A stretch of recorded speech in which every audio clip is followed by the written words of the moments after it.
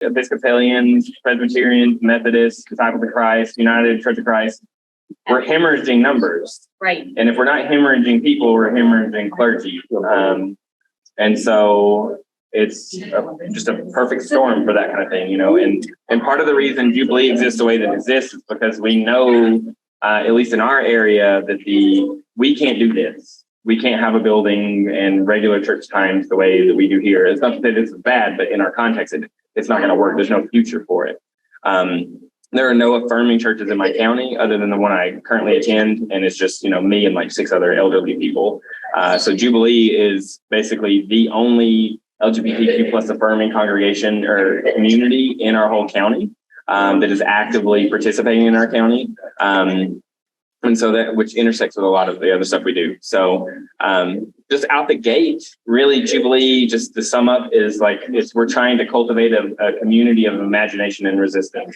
To give you a snapshot, I love my home, but it has been systemically underdeveloped by those that wield capital and governing power, and there are no industries, there are no jobs. People, our food insecurity rate in my hometown is over double the national average. We have extreme poverty. Our roads, actually, I can't say this now. Our main street finally got paved, but the majority of roads hadn't been paved in over 30 years. So there's just no businesses, really. There's no jobs, especially where we live. And it's not a food desert. It's what we would call food apartheid. It is systemically created the way that it is. To keep access away. We don't have the access to things that we need, healthcare, all the things, that you think about. Sorry, I just don't want to keep everyone all day, then there's a lot. Yeah, so thank you for reminding me. Yeah. I don't think you mentioned it at all. Do you have a county hospital?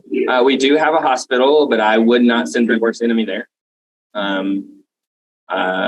It has never been great. So if there's an emergency, we go to Birmingham. How far away is Birmingham? 45 minutes to an hour, depending on the hospital. And how did Grace Church connect with you? So I actually found out about Grace and got connected with Grace from your previous communications person, Mary. Me and Mary had been friends on Twitter, and I had left Flagstaff, where I was serving in another Episcopal congregation. They brought me there from Alabama to start youth ministries and young adult ministries from the ground up. And I did that. And then it was time, for a myriad of reasons that we can talk about later, for me to exit that place and come back to Alabama. And when I hit the ground in Alabama, I had no job. I had nothing. We just knew Jubilee was the thing that we wanted to do. And we had to figure out a way to also feed our kids and all the other things. So Mary just talked about, she knew I was looking for a job and I do communications work. And so she reached out and said, hey, this place is magnificent. And I've never had a job treat me so humanely and with so much love and grace. And you should apply. And so I did. And here we are almost 2 years later. And this is the first time I'm getting to be here in person. But Reverend Ann got Ryan's resume and showed it to me and Reverend Amy. And I was like, this is the weirdest, coolest person in the world. So. Yep. I have a lot of irons in the fire, as you can tell. I seem to juggle it all right most days. But Jubilee is really the long-term dream. Since we're here, it's been a dream. It's been something that I began to dream about when I was a teenager, when I was inebriated on Dorothy Day in the Catholic worker movement and what it meant to live in radical hospitality as Christians. And I was a part of a Pentecostal house church that was all poor people, addicts, people with various mental disabilities, or elderly people on fixed income. So very much a good sample size of what my overall community is like. Severe poverty, and it would be it wouldn't be hyperbole to say that a place radicalized me. It showed me what church could be, and for all of its failings and all the things that I can't be in that space anymore with those people, it made me who I am. And it made me realize that there could be different ways of doing church and different ways of being together. And so this vision of a Catholic worker movement, if you don't know what that is, Catholic worker was started by Dorothy Day and Peter Marin, and it was these radical houses of hospitality. And it's always kind of existed in the back of my mind because as someone who, one of the things we talk about Jubilee is that we don't do charity because we're all on the same level. Despite being paid very well from Grace and taken care of, like we're ultimately, anyone in my family is one medical tragedy away without health insurance of being, you know, in the gutter, or if our vehicle breaks down, we don't have capital to fix those things immediately without going to get a loan and figuring it out. Well, it's not because you're in the completely opposite direction. Thank you, man. I've done the home. I told you I've done the homeless public. Is to live and be part of it and know that you have no choice. Right. And you know, my community, again, severe poverty. But so when we came back, we knew what we wanted to do, and right out the gate, the first thing we just did was like really central to kind of how Jubilee operates is just that it doesn't really take a lot to help people when you don't have overhead, when you don't have a building to maintain or salaries to pay and those kind of things. For us, it made it really easy to hit the ground running. Definitely, though, the projected lifespan of the organization and the community will have to evaluate how we do things in the long term. But we were able to hit the ground running. We were like, you know, one of the biggest things for us is food insecurity. So what are we going to do? So we raised like $2,000 to buy lumber and got a fridge donated, and we built an outdoor pantry and refrigerator. And it's called it's right here. It's community. It says the People's Community Fridge Program, but we cut that down. So the original name is a mouthful. And now it's just called the People's Pantry. But that was our first thing, and part of making that happen was that everything we do exists in what we call a dual power relationship with another organization. So I went to the town council and said, hey, this is what I want to do. Your city hall is the only location that we can make this work at. And I get an electrician to come and install the electrical outlet on the outside of the building and put this outside the building. So it's a central location for us to do this. And they were like, 100% do it. And so we got all that done, the labor donated. And so we built this fridge and pantry. And the thing that is really critically unique about it for us is that in the sense of continuing to not do charity work, but we're doing solidarity work, is that anyone can come put food in it anytime, and anybody can come get food out of it anytime. So, you know, it's hard enough for people to ask for help, but in the South, there is a severe level of pride about getting help. And so the fact that anybody can roll up here at 3 a.m, and if there's food in it, they can take it and go home and eat is really critical to the whole ethos of all the things that we do.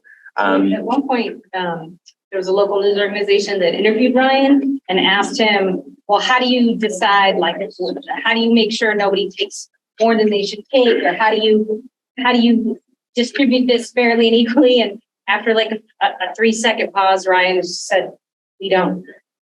Yeah. So right. That's it. Right. And I think I really love that about that, you know, People's Pantry, it really is super literally the People's Pantry. And I, you know, that responsibility, we're not here to decide who gets and who doesn't get. We're not here to limit, you know, and then we might think, well, what if somebody takes it and then goes and sells it all like on the corner or puts it on eBay? And it's like, we're not measuring that at People's You're not being the arbiters of what right. people decide to do. Right. Right. So Ryan, just to let you know, NVND would be here with the same idea. Mm-hmm. What you're doing was being done in Napa, and they closed it down because they weren't under the auspices of the health department. You know, it's just mind blowing. Yeah. That you can't just do this in our region. Thankfully, Alabama has a lot of really good Samaritan laws that like makes you not, so long as you're not, it's not pre-cooked food, there's basically, you can give whatever you want away. That's one of the only things that is not great. Like it would be easy for us to cook up a bunch of food and like even like spaghetti or chili and put it in freezer bags and freeze it for people and people can get it. And we can't do that, unfortunately. But so that's going to be the downside. But give all the ingredients you do. Yeah, we can give them. And that's honestly the thing that the families that are the majority of people who are food insecure in our community are single moms with kids. And oftentimes they have, that's when the biggest thing we get asked for, like, can I just get cooking oil and those kind of things. And so we try to keep it up. The food insecurity is so high though, we could put $500 in it today and probably Wednesday it'll be completely empty. $500 isn't actually a lot of groceries, if you don't know that, but it isn't a lot of groceries. But it is a lot. So monthly contributions to Jubilee right now are right under $500 dedicated. And that money gets divided up between the fridge. It gets divided up between paying people's So I'm getting ahead of myself, but so just to break down here. So our mission is because we're trying to seem as legit and coordinated as possible. Well, back on the dual power thing, one of the things, Transform Network, which is a very prophetic ministry that was started by the assistant to Dr. William Reverend Barber. I don't know if you know who that is, with the Poor People's Campaign. Steve McKnight started the Transform Network, and then he's since handed it off, and it's been a huge asset for us. And we've come in, they're our fiscal sponsor. So like we have nonprofit status through them, which helps obviously with donations, but also logistic support. They're constantly supporting us. They're paying for organizational coaches and those kind of things to help us, make sure that this runaway train that is Jubilee House gets to stay on the tracks and just keep propelling forward. And so we're super thankful for that. But our mission is, we say, is to love, dream, and fight for a different world through the cultivation of a community built on imagination and resistance. Not physically fight all the time, but I live in a very racist area, and it means sometimes putting bodies on the line. My body, particularly as someone who presents as a very large redneck male, I can step in to spaces that maybe some other people can't.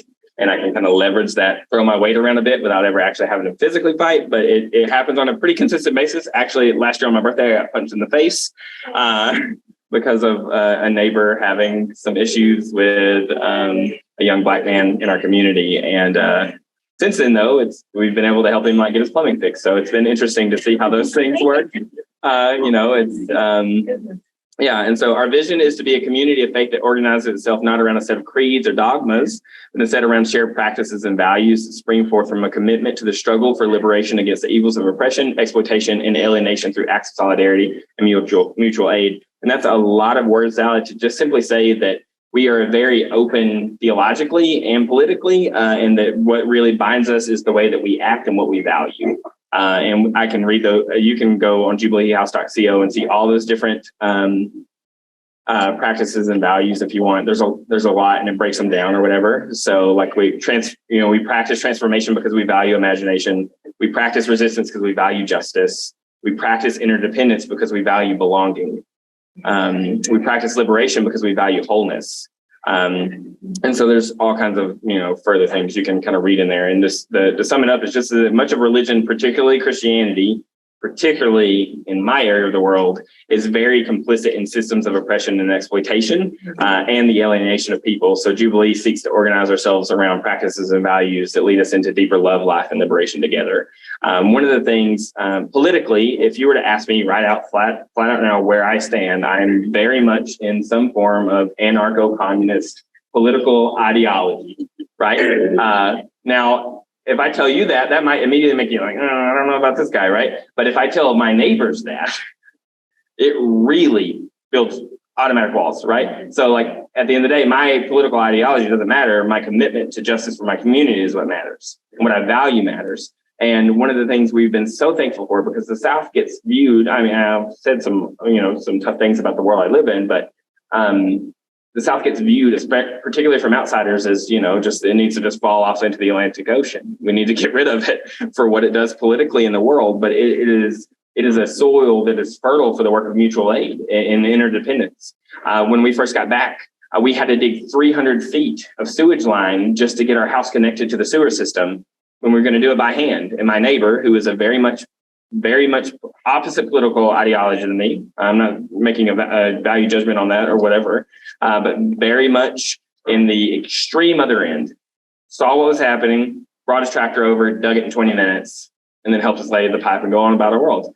And he knows where I stand politically. He knows there's a difference there. And so one of the things that's really critical to the work we're doing is being able to cross those boundary lines and invite people in. And sometimes it causes a type of short circuiting because they don't know how to reconcile the fact that Ryan's he's that weird anarchist kid in our community, but also he's feeding people. And also he talks about Jesus, but the way he talks about Jesus is not the way my pastor talks about Jesus. And I don't know how to reconcile all these things, but I'm going to help him build this this pantry because it's going to help our community. And, and I'm super, super thankful for that. So, one of our initiatives, so we don't have ministries, we have initiatives, and that's critical for something I'll get into in a second.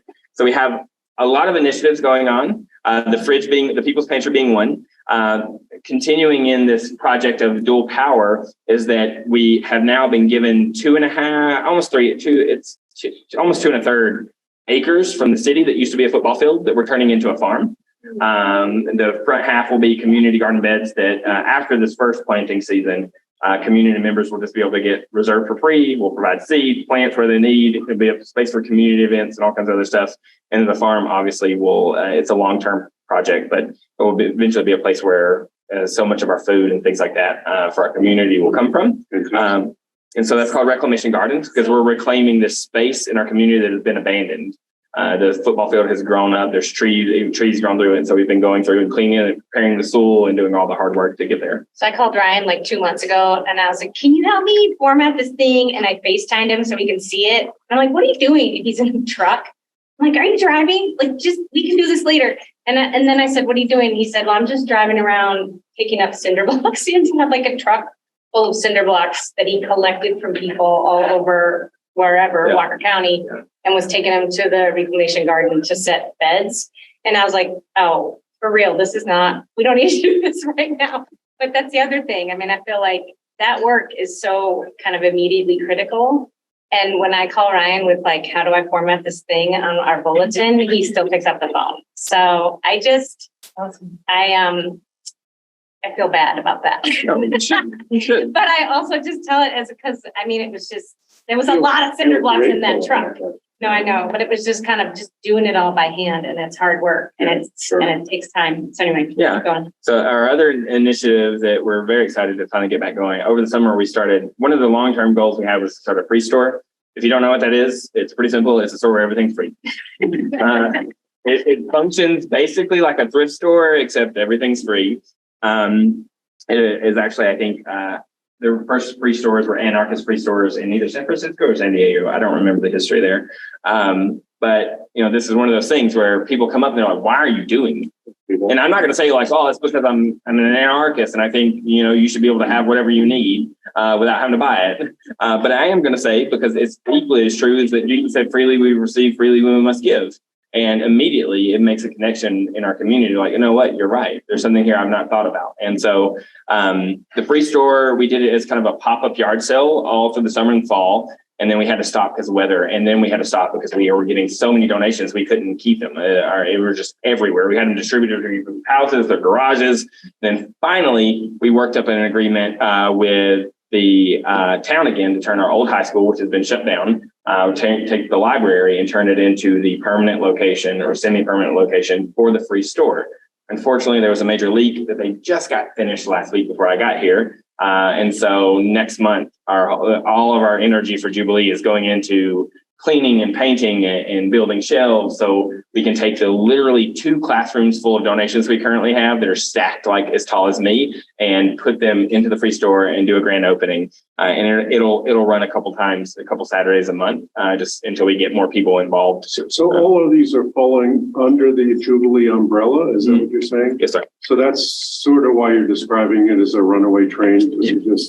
I'm just looking for context. But because we have a lot going on. And the thing is we're doing all this on a very shoestring budget. We're doing this on very minimal dedicated donations a month. If something comes up, and this is, again, to follow into like our other stuff, Walker County Mutual Aid, which is just kind of something we help organize as far as like people, if there's something they need. If you needed a fridge, I'm going to go find somebody who has a fridge to get rid of or can buy cheap, and we're going to go get it and we're going to bring it to you. And who is your fiscal sponsor again? Transform Network. And just a little bit more about them. Yeah, so Transform Network, they're a prophetic ministry. They kind of support people doing what they call prophetic ministry. And it really just started as kind of a more progressive social justice space. Particularly originally was primarily focused on helping kind of what they would call prophetic voices and people getting connected to be able to speak and invite people into kind of a different way of doing things as church. And then it's grown in some things. And but yeah, it's wonderful. They don't have any they don't dictate anything we do. They actually they just gave us a $10,000 grant that's completely unrestricted. They didn't even tell us. They wrote a grant. They needed a grant for other things. They were like, we want to make sure. And so they wrote us into the grant to re-grant 10 grand to us, unrestricted, for us to do whatever we want with, which is huge because $10,000 isn't a lot of money. If you think about it, if you step back and you think about It's it. more than $500. Right. But 10,000 goes a long way. Yeah, it does. It definitely goes a long way. So yeah, we have all these little things that are going on. The Jubilee Fund, which is basically just if someone has a bill that needs paid, rent, a debt payment that they're like under medical debt. And that the money for the Jubilee Fund primarily comes from crowdsourcing. So if Sarah came to me and was like, I got slammed with this medical bill, and I'm like, okay, let's figure it out. So we start reaching out to people, and typically, almost always, we've been able to just go out in the community and talk. We're talking about this need on social media and leveraging that, and people have just sent money. And we've been able to go and keep families housed. We've been able to keep people from, their power being turned off and all kinds of stuff on a pretty consistent basis with that. The other thing is you could go to the website. So tell your friends, you can go to the website and just sign up to kind of, put a regular donation in place or a one-time donation. There's a feature on it. Just $19 a month. Exactly. So Join my other 11. Something like that. the other thing is I know. we offer spiritual direction, particularly for youth and young adults, particularly LGBTQ plus youth and young adults, because in the South, going to church is not easy if you are queer. And so that's one of the more church or spiritual things. All of it's spiritual to us. All of it is church to us. But on the front end, we have several people who participate, and then now we're working to kind of help move towards, because I don't have a whole lot of time, even though I'm a trained spiritual director. I have obviously a lot going on, trying to connect them with people who we trust, and just pay to be able to pay this spiritual director, like the person I trained under in Phoenix. Like we're helping get people set up with her so that we can pay and cover the cost, so they can be able to have a space to explore spirituality and those questions of faith that's safe and affirming, and they don't have to worry about condemnation and those kind of things. So this is, so almost all of the reason we call them initiatives is because we're getting these things started and going. And short of like the Jubilee Fund and spiritual direction, eventually the goal is to see all of these things move out from under us. One of the problems that I see and have seen in my own tenure within ministry is that we tend to, in the church, like to create things, and we like to hold on to them until they are dead and we are dead. And we do not want to let go of them, whether that means because we want to control it or because it is something important to us, which is not a bad thing, but sometimes we hold on to it so much that we choke the life out of it. And so critical to like the work, particularly around the pantry, the majority of people who put food in that are not even associated with Jubilee. I don't even know who they are.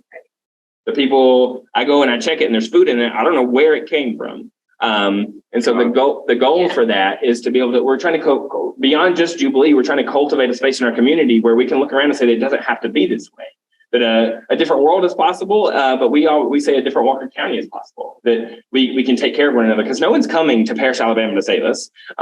Even if whether they're Republican or Democrat or whatever, they're not going to come here and save us because they can't. They have no power, and our systems are set up in place to where it's going to consistently be disenfranchised and consistently be oppressed and put down and kept from being able to have the thing that we should be given. And so part of that is kind of building that imagination that we can be different neighbors, that we can work together in different ways. We can work across party lines, work across theological lines. We can do all those things to make this place a better place to live, that our kids will inherit. Because I don't have a lot. And I was talking last night in the car with Rev Amy and Erica and Bishop Allen. I was like, I'm going to have to work until I die. And my kids are not going to get an inheritance, but they can inherit a community. And that's the goal, is I want them to be able to inherit a place that they're proud of living. That they may leave and go do their thing, but they could know they could come back, and it's a place that would welcome them and accept them and fight for them and struggle for them. And I want a place to where my kids can walk to the park without seeing dirty needles. I want to see, I want to live in a place to where I don't have to give Narcan to a teenager in my front yard 3 times to make sure he doesn't die. Those are the kind of things we're working for and struggling for. And some of these initiatives, the goal is to see them eventually grow and move beyond us, move beyond just, like Jubilee will always be involved because there's things we care about. But the idea is that the community would eventually come to a place where they would see this is their thing, whether they're with us on all the other stuff we do or not. And I feel so like ultimately you are just preaching the gospel of the sort of the radical love that says that we all we belong to each other on a local level, a national level, a global level, that I belong to you and you belong to me. And when we forget that we belong to each other, that's when that's what the turning away is. Yeah. That's what the sin is. I don't belong to you and I don't need to care. And that's, I think, ultimately the original. How similar is Walker County to other neighboring counties? And There's not a single county. There's only one county in the whole state that is like the food insecurity rate and the poverty rate is not above the national average out of 66 counties In the state. in the state. Yeah. So, it's What's pretty the widespread. national? What's the demographic? Is it primarily Black, African American? No, our community is still primarily white. Okay. We still have a large population or I say large, like, as far as our particular community, there's a higher population of Black people. Like our city council is split, halfway. And so. just like Abraham. Yeah. But, Yeah. So, you know, the majority of so we still, like, I grew up in the projects around the majority of my friends were Black. But there's still a lot of people are trying to get out of the South still. We still have that, and particular people of color who don't want to continue to live in those things. And the things are still segregated. There's still the Black churches and the white churches. They don't work together. They don't do anything together. Most of the churches that are well-to-do have built new buildings outside of town, so they don't have to be downtown where all the stuff happens, which is unfortunate, but not unexpected. So there sounds like there's some wealth, I'll use that advisedly, but there's some source of income for some of the residents there. Yeah, I would say the people who probably have the most money are people who have upper level generational wealth, and then Football coaches. yeah, well, yeah. So yeah, in our community, it's definitely more generational wealth. And then there's a lot of people who work for the power plant on the upper level of Southern Company that probably have money. So yeah, that's probably it. But there's not really any industry. If a good job, like people like are willing to fight to the death over $15 an hour at like working at a Mitsubishi manufacturing plant where they're working 12 hours a day, or the Amazon warehouse or whatever. You know, it's there's not a lot of jobs at all. Most people can't get out. And ones that do don't come back usually, unless you're like me. And then the people that stay are just in this cycle of like constant. It is, you know, there's a lot of, I can think on my street alone, I know 2 people who do not have electricity, whose houses are not suitable to even have electricity. They might as well be homeless. Their houses are nearly dilapidated. I know people without water. I know people who live in campers. I know people who are homeless. Someone who's a good friend who's also an addict, you know, he comes to our house once a month to shower and clean up, and he usually sits with me all day and we talk about the Bible, and then he goes and does his thing. And so when did you start Jubilee House? Jubilee started, the fall will be 2 years. So we launched the Bridge Project That was your in first initiative? 2021. August 2021. So that was our first kind of thing. Out of the pandemic. Yeah. So that's the way we land. I got there June 6th, and the pantry was running, I think, by August 20th. So, but yeah, there's that. And then but we serve the whole county in the sense of like even though our home base is kind of in Parish, because it is such a small place. You know, most of like a lot of the mutual aid stuff we do or the bill pay stuff we do, it extends far beyond just Parish as a whole.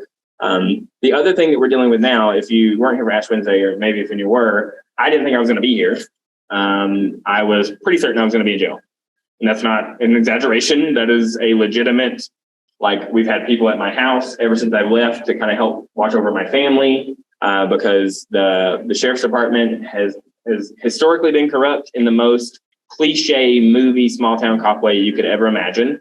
And they took a man who was for a wellness check, and they arrested him, and they kept him in a concrete room with nothing but a hole in the floor to use the bathroom in, not so they didn't give him his dentures. He couldn't eat. And they he was naked. They were just hosing him down. And it seems as if they've allegedly locked him in a freezer and killed him via hypothermia. And they lied about it, and someone leaked the video. And so last week kind of just tornadoed into organizing so much stuff. And so by Saturday, this happened on Tuesday, and come Saturday, we had a protest with like over 200 people, and organized this whole thing, and a protest and a march. And then last night actually was our first vigil, which I obviously had to miss.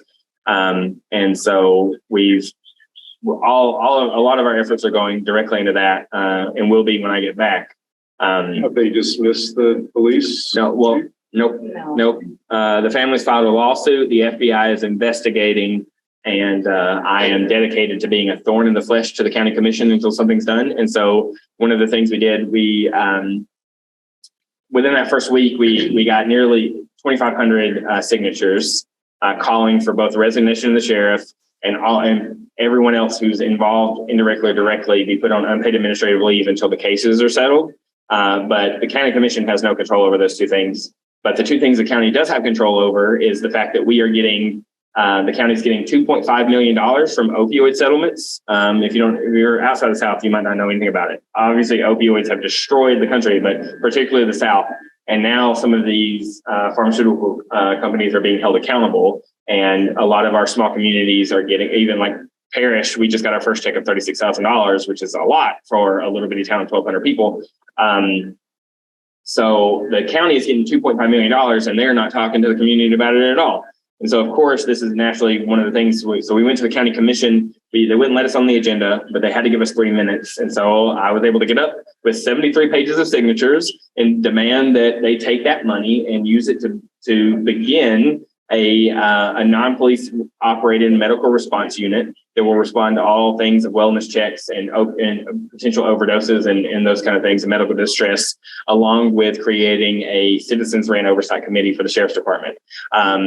They were unhappy about that, me being there, but I very lovingly told them that I hope they learned my face, because they were going to get to know me, and I was going to get to know them, whether they liked it or not. And then I would be there every time the doors open with more signatures. And you could fit a lot into 3 minutes, I'm sure. Yeah, yeah. And so that's actually got Jubilee House's attention right now. Right. Yeah. And so I kind of got thrust to the front of it. There's a core group of people that people who are outraged but have never had any kind of experience in organizing, that I've thankfully been able to utilize my pastoral skills and my work as far as doing community organizing in the past to kind of help pull a team together of people who are, in my absence, were able to just rock the whole show and get the vigil going, which we had over 80 people at the vigil Saturday, which was huge. And these are people who are atheists, agnostics, humanists, everything under the sun that we're getting to come together around this. And next week, we're already planning trainings for other people in the community on how to canvas, how to go out, talk to people about what's going on. So we have a lot of different stuff going on too. So that's the big thing last week, because it was just so much. I remember I got interviewed by the NPR affiliate in the airport on my way here. And I feel like it was just so much. I've never had so many cameras in my face before, and I was so thankful that when I said it was good for me to be here Wednesday, I meant it, because my soul needed it. I cried all through the 8 a.m. service this morning because I just felt so much peace, and I haven't felt that in over a week. I've just been worried, sick about everything. And so, yeah, we're going back into that. It's unfortunately in our situation, if we cut this head off, 2 more grow in its place. If this sheriff gets removed, the coroner gets put in his place, who happens to be the sheriff's pastor, which seems like a very gray ethical area that don't need to get into. And the coroner it's like replacing a cottonmouth with a rattlesnake. And so it's just one of those things. Yeah, so this is Jubilee and the chaos that is my life. Jubilee, though, is really, truly, and honestly the most fulfilling work I've ever done in ministry. In the summer, we're starting worship gatherings, which will definitely be more churchy, obviously, but the way we work in the sense of like very critical to the way we structure polity-wise, kind of on a individual level, is like this idea of sociocracy and dynamic leadership. The goal, and it's an idealized goal that's further down the road than where we're at now, is that eventually we will function like a starfish versus a spider, which may seem strange. But if a spider, you cut off its leg, it just doesn't have those legs anymore. If you cut off its head, it just dies. A starfish, if you cut it in half, just 2 new starfish grow. It just keeps going. You cut off its arm, it grows another one. And so that's where we're headed as far as leadership and organizing eventually. Where are you But- gonna worship? So At the we, pantry or at your house or? yeah, so probably when the weather's bad in the house, and come into the summer when the weather is good, we will worship at the farm. So all of our liturgy. So part of my studies is also obviously around ecological justice and stuff, and dealing with faith formation. And a lot of my studies in seminary, I get to specifically tailor to this work that we're doing here. So like we already have we have Eucharistic liturgies that are very much contextually situated in our context of Walker County, but also our environmental context and those kind of things. So we're really excited about those kind of things to go on. So yeah, I feel like I've been talking forever, and I'm sorry that I've been doing it at 100 miles an hour.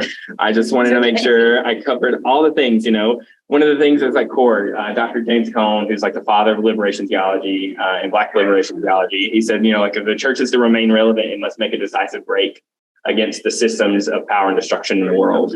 And so Jubilee is that. And strangely enough, is that I never thought about Jubilee being Catholic worker-ish. Like when I was a kid, I just dreamed about being a Catholic worker. I just dreamed that that's all I wanted to do, whatever. And I was saying something to my wife a few months back about how I was like, it's almost, I said something about Dorothy Day, a Catholic worker. I said, maybe we'll be able to do that one day. And she looked at me and she was like, are you stupid? My wife does not mince words. I wish you could have met her. She is a fiery, tiny woman, big personality, and I was like, what are you talking about? She was like, that's what we're doing. Like, what have you been around? What has the last 2 years of our life been, if not that? And she was like, yeah, we don't have a house of hospitality, but we have all these other things. And so that was a really, I just legit never realized it. And it was a very comforting thing to, oh, wait, I am vocationally living into something, and not all the systems in place that have to verify that vocation do so, but that I don't care. Whether that's the Disciples of Christ or other communities. And even though we have these partnerships with the town and Transform Network and stuff, unfortunately, none of the other churches in the community work with us. Surprise. Yeah. But I mean, locally, none of our communities work with us. Primarily, if we even mention being affirming, thank you. If we even mention being affirming, they're immediately have nothing to do with us. It doesn't matter what we do. Now, some of those members in those congregations work with us. They still go to the First Baptist Church, but they help make sure that fridge is full, and it's so interesting to see how that works and how those interconnected moments happen. Like there is a lunch lady at our elementary school who they do like a night program kind of thing. And so she's there to help make sure that happens. And they're told to throw all the food away. They can't keep it. And they have to get rid of it. They can't get rid of it. It has to go in the trash. And she's just like, absolutely not. No way. So we have this rogue lunch lady who stacks up and boxes up all of this food at the end of the day. And she brings it to me to go put in the fridge. Let's stop the recording. Yeah. So no names mentioned. She is great. She is golden. And to be honest with you, we get to talking about the Bible and my body cringes sometimes. We get to talking about God and I'm thinking, oh, I wish there was a way to communicate to you that there's a different way of thinking about that. But then I get to thinking you know what? She's doing the things. Mm-hmm. And how foolish of me to think that my ideas or interpretation are somehow better when she is she could very much get in trouble at work for this. She's literally putting her skin in the game to make sure people in this community are fed. So I don't give one flip if she believes what I think is the right thing, because Lord knows I might not agree with myself in 6 months about any given thing that I believe. So yeah, this is Jubilee. It is a lot, and it is beautiful, and it is messy, and it is the literal joy of my life as far as vocational. We're very proud of it. Thanks, Ryan. Any questions? Yeah. Questions? You need material, you need sections. Budget is one thing. Yeah. Sometimes you can't get stuff. You're right. No, everything we need. I mean, honestly, the bodies or hands and money, which tends to be the typical thing with churches, right? I mean, that's what, when the region asks how they can support us, I'm like, money, or you can come here and help us do things. And that's one thing too. I don't know if you know about this, but I think right now there's a long-term plan for not this summer because Taizé is on the docket, but next summer for the Gracie crew that come their way down south to Alabama. Jacob, close your ears. And yeah, you didn't hear anything, you know. So yeah, so I can imagine, if our youth group goes out, give us a list ahead of time.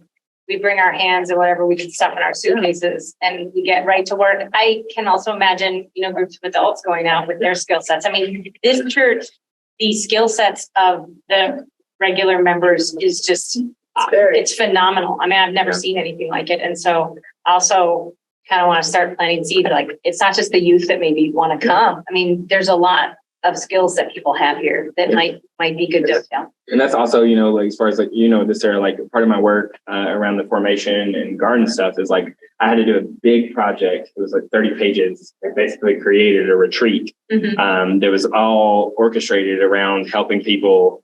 It's called Remembering the Soil. And so it's an ecological retreat designed to very much get your hands in the dirt while also wrestling with theologically these implications. And that's something I can't wait for us to do. Right now, my school is actually trying to work with me to adapt it so they can do it this summer for students who are in person. But one of the things we will eventually do when the farm gets up and moving is being able to hold these retreat spaces for churches to come and hear about this kind of work and wrestle with it, but also on a deep spiritual level, be able to find ways to connect with God via the land. I think on the way up here, I was telling Ryan about the kind of 17 different sources of contribution to our soil here in Napa. I mean, the place where you put your feet is that is the energy coming up into your body. And like literally here, between mineral deposits, the ocean, volcanic matter, that the soil that we grow these $1 million grapes in is our life too. And I feel like Amy and I have talked about like, how do we use what you made? Do it here, do it, come to you, do it there, stay here, do it here. So Have you found other organizations, equivalent or analogous to what Jubilee House is trying to do? I would say broadly, there are definitely people who are doing justice and ecological justice work. In our community, in our area, not a whole lot as far as the particular kind of way we do things, but definitely people that I would say are kindred spirits. One such place is a community farm in Birmingham called West End Community Farms. It was started by the Methodist Church, and actually the Methodist Church Without Walls meets in the garden now. But the garden is kind of ran by community members and members who are in that congregation. And so while they're not doing all the other things they're doing, they are doing this garden thing. And it is Mr. Davis. He is a very elderly Black man who is one of the raddest people I've ever met in my life. So they have this garden. They just got 400 pounds of sweet potatoes out right when I went and visited them in the fall and did a big sweet potato fest or whatever. And he's very much like, I was like, so how do you track donations? He was like, we don't. And I was like, well, that's good because we don't either. He said, the Methodists are always saying we need numbers. He was like, I can't tell you how many times I gave a bell pepper to a neighbor. I'm not going to write that down, or I gave a basket of, whatever. But he's super cool because he's very much doing this same kind of work in the sense of like, there's the garden proper. And then I was there with them, and after there was a school class there learning some stuff and doing some projects there the day I was there. And then when they left, he was like, I got to show you something I couldn't show them. And we walked 2 blocks over, and there is this whole other garden, was triple the size of the garden. He was like, you see all this? And I was like, yeah, like why are we overdoing stuff?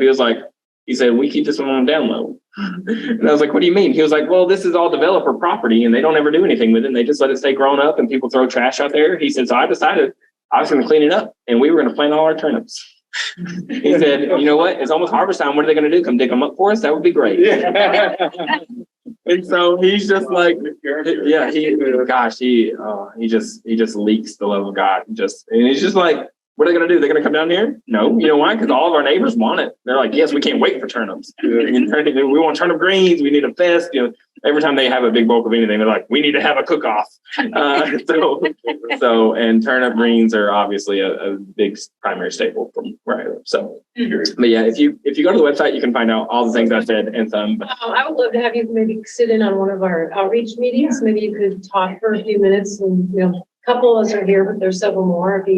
Maybe we could talk beforehand and we could do a condensed And I could actually share this, and people could look at the website ahead of time and then. And there's a video of that news, that interview that I was telling you about where they said, like, how do you decide who gets food? We said we don't. There's a Yeah. media section on there. Yeah, it's probably, and then it's on there, we, right? and we have Okay. these, we also have these zines, which I'm late on doing one, that kind of just recap the last quarter of, Are they video zines? no, Oh. they're just regular zines, but it's not loading for some reason. Okay. Anyways, you gotta check it out, but.